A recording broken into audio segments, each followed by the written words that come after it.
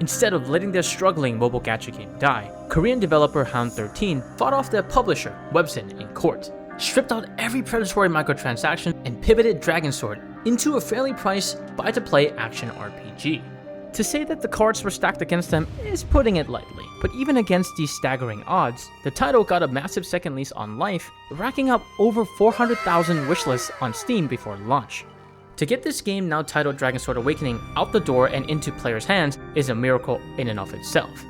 Accomplishing this isn't just a win for Hound13, it's a win for gamers everywhere, as DragonSword Awakening serves as a rising case study that potentially great games may have been held back by aggressive monetization. And the sales number for this game and similar titles such as Octopath Zero and the upcoming Final Fantasy Resonance could prove that there's a fierce and hungry market for complete, fairly priced, consumer-focused games. But to be completely fair to Hound13, stripping away the gacha mechanics doesn't instantly make the game worth playing. Stripped of its controversial backstory, can DragonSword Awakening actually stand on its own 2 feet? To find out, we're gonna have to dive into the kingdom of Orbis.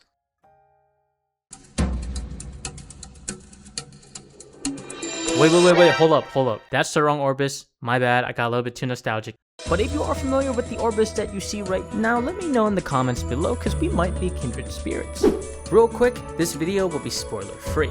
And if you enjoy content like this, support the channel by pressing that like button and subscribing for more videos like these in the future. Thanks. The Kingdom of Orbis is a gorgeous medieval fantasy region filled with knights, orcs, magic, and dragons. Graphically, DragonSword Awakening is a feast for the eyes, featuring vibrant locales and lovingly crafted character designs and texture work. I personally really love the soft, painterly style that is used to highlight the many features of a character's face. And not to mention, some of the playable characters have immense drip. Even when factoring out the sex appeal, there's just something aesthetically pleasing with the attire of the many characters that inhabit this world. Whether on PC or on the Steam Deck OLED, this game runs pretty well. I have not encountered any crashes so far in my 25 hours of play. Now, just the visuals alone is not enough to make me gush, but combined with the animations though, spectacular.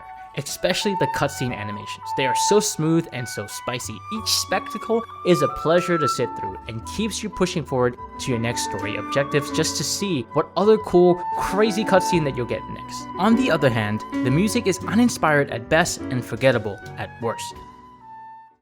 If you're pretty active in the mobile gaming space, or you haven't been living under a rock and have been keeping up with gaming trends, you may notice a very strong resemblance with another anime action RPG that is set in an open world that had a breakout success many years ago, and a lot of other developers have been trying to recapture that lightning in a bottle to various degrees of success.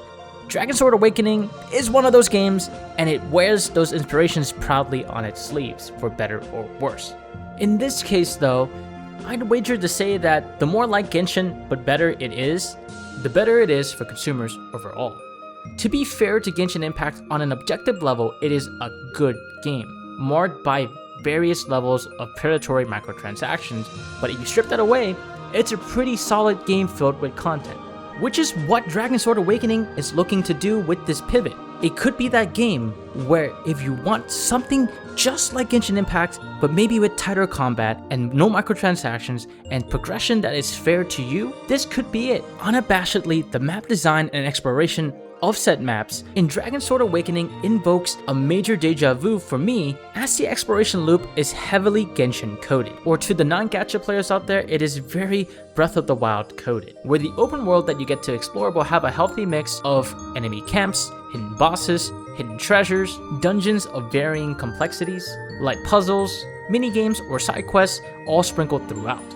Everything you do will reward you with treasure of some kind that provides experience for your account and various currencies to help you progress your character.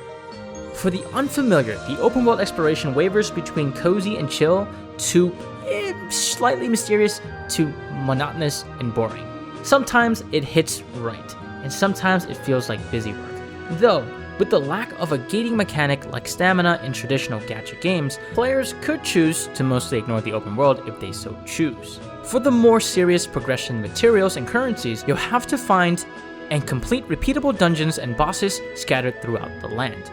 For better or worse, without a stamina system like a traditional free-to-play gacha, you can farm equipment and upgrade materials as much as you like. Without time-saving mechanics like double loot or clear 10 times in one run, stuff like that will not exist here because there's no stamina system to help you catch up. You farm when you want, but you have to do it manually. With that said, some of the best gear in this game does come from RNG, as you'll have to roll on your equipment's substats like most other anime action gacha RPGs out there in the market today. But even with that in mind, getting a very strong to godly artifact or equipment, whatever you want to call them, is very easy in this game, as the game provides you ample tools and resources to help you shape your gear the way you want it to. You'll still have to grind a little bit, but it will never be so absurd as to take you out of the gameplay loop. Think of it this way, the grind is part of the fun, gearing up and progressing your characters is part of the fun of these gacha games. If you're not into this type of progression system, it's not for you. And I mean that very strongly, because if you're not used to the gacha system of upgrading your characters where you have to find resources to unlock their threshold, to level them up even more, to unlock higher levels of their skill, to repeat the loop over and over again, you're not going to have a good time here, since it's very much so a gacha game without any of the gacha. You have to still interact with these progression gates and progression systems, but you can do so at whatever pace you want instead of feeling like you have to log in and do dailies and keep going every single day. The opposite is true though, where if you are a min-maxer and you enjoy the gacha progression system, there's a lot of good things here in this game that will make it very enjoyable for you once you get to that point in the game, about 15 hours in. I do want to also note that throughout the open world, the enemies have some form of level scaling, but also their own internal minimum level, meaning if you go too far off the beaten path, you'll encounter enemies that are far stronger than you and could easily one-shot you if you're not careful. I personally enjoy this type of scaling as it creates an air of mystique and danger when exploring, and then also I want to test my strength against much stronger enemies, so sometimes I'll take on world bosses that I probably shouldn't and see if I could even make it out on top, because in this game there are invincibility frames for some of your actions, so you could theoretically just avoid all damage if you're good enough. One positive and very standout note to DragonSword Awakening stems from the mount system.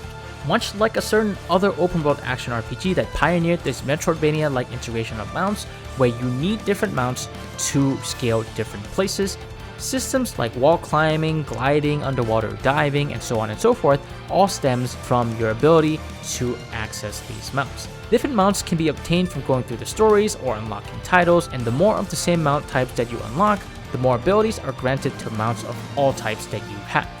These mounts let you access otherwise inaccessible parts of the world, and once you unlock enough of them, they turn exploration into a very pleasant and chill experience.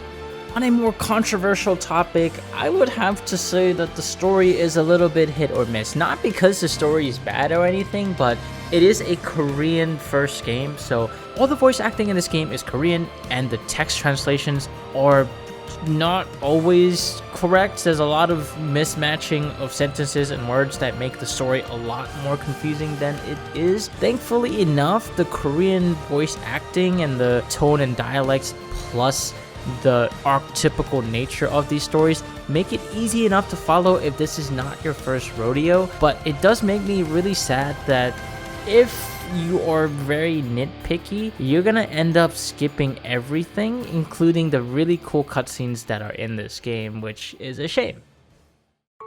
I'm a side quest and lore nerd, so I tend to read a lot more than the average audience, but even for me, I find the word soup of this game to be more confusing than it helps, which is unfortunate, but I can say that I did find the story enjoyable enough to just kind of railroad 3 hours and go, wow, where did time go? And I think I can pinpoint why it works for me, and that's because it's different than its peers in the anime open world action RPG gacha space. It's not a story where everybody kisses the feet you walk on. Maybe not yet for me. I'm not at the end part of the story. I'm like 3/4 of the way through, but the way that the story is structured is that you're part of a mercenary group, and every time you're in an important cutscene, there's 3 other characters alongside the main character who all have personalities of their own that bounce back and forth with each other. While analyzing them individually, they're kind of archetypical and also could be considered annoying, but together as an ensemble, they work.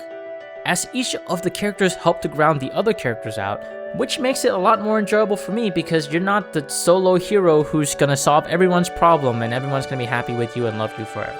It's not that kind of story, and I am so thankful for that. Well, maybe not, because you're probably gonna end up being the chosen hero who will save everybody and it's gonna be great. But until that point, the narrative doesn't really directly revolve around you. I mean, it is because it's your perspective, but in terms of in-your-faceness, for the majority of the time, you are not a pivotal figure in any of the story set pieces.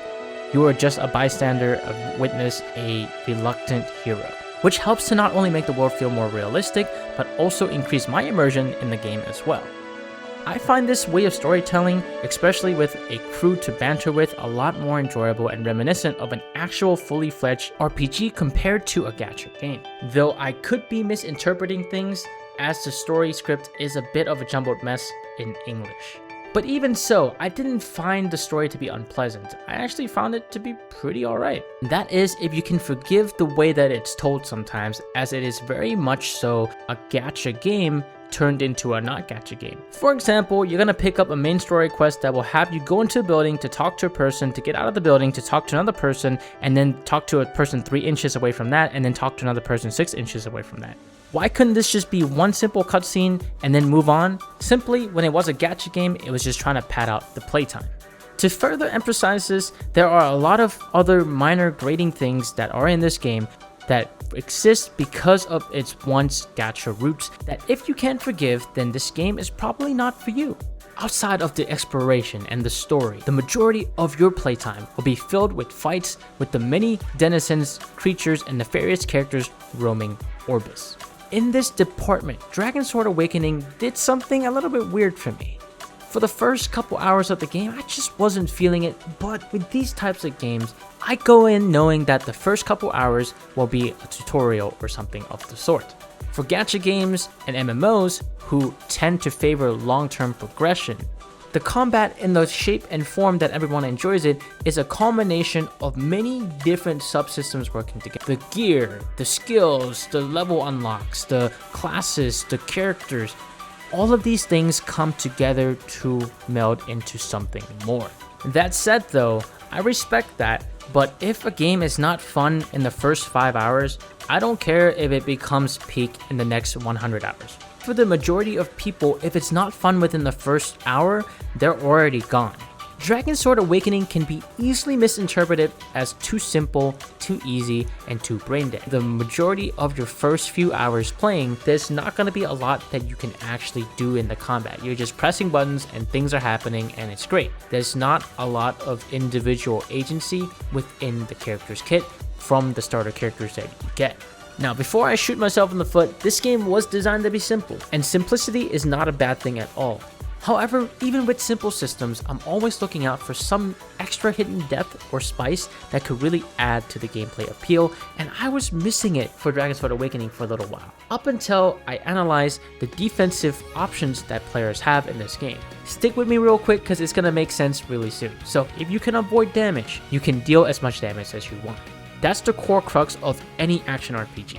What are your defensive options? Because my ability to use the defensive options dictates how offensive I can be. With that in mind, and I could be wrong on this, but I found only 2 reliable forms of defensive options in DragonSword Awakening. One is the dodge roll, which has some baked in invulnerability frames, and 2 is arguably the core of the battle system, which are signal skills. Signal skills are powerful follow-up attacks activated when a required combat state is present on the enemy. For example, if I stun an enemy with a character and my partner character has a signal skill that can activate off of a stun, you can call them in to do a swap and attack.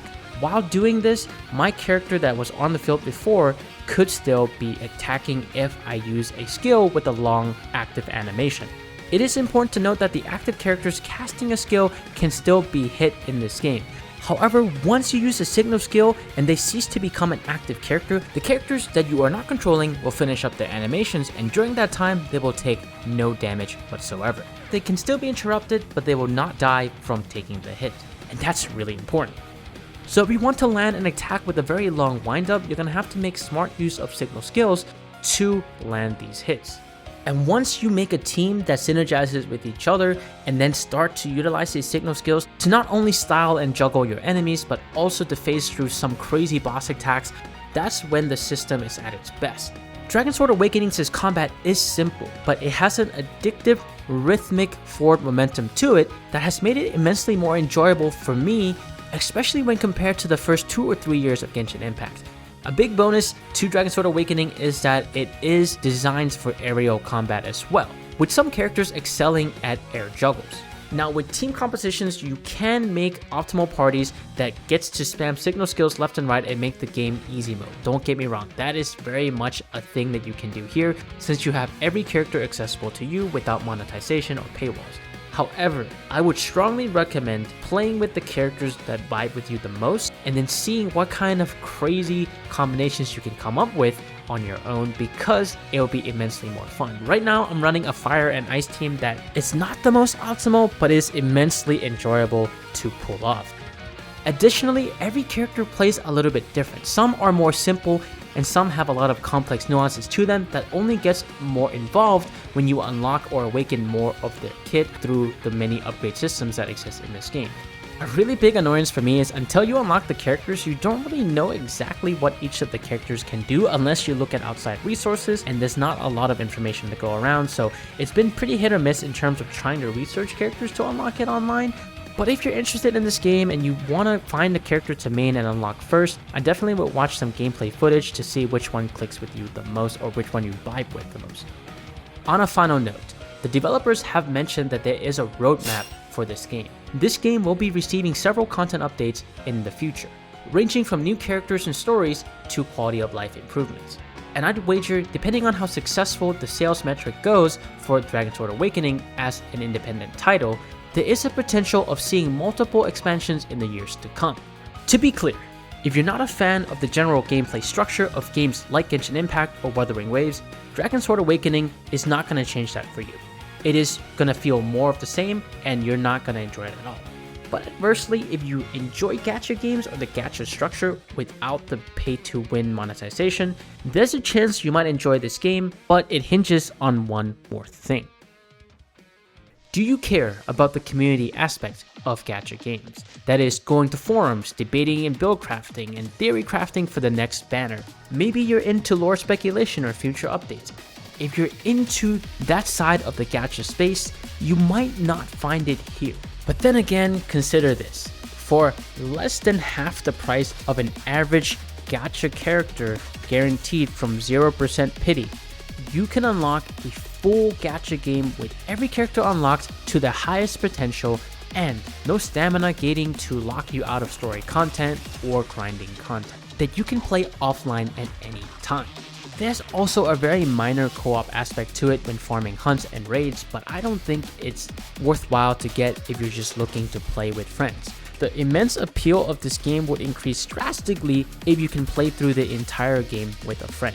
That is, if you can share progression with the side and main story quests. But I doubt they would spend the time to do that unless this game is really successful. But hey, if Hound13 is listening, that's something that should be on the radar as a future meaningful update that could coincide with a expansion drop. With all of that said, is DragonSword Awakening worth your time? Yes, if you like or don't mind the gacha progression system and an open world game with a simplistic but fun and active combat. If you never played a gacha game and can get past the translation hiccups that exist in this game, you're going to be in for a treat, but you'll have to give it some time and be a little bit patient with it.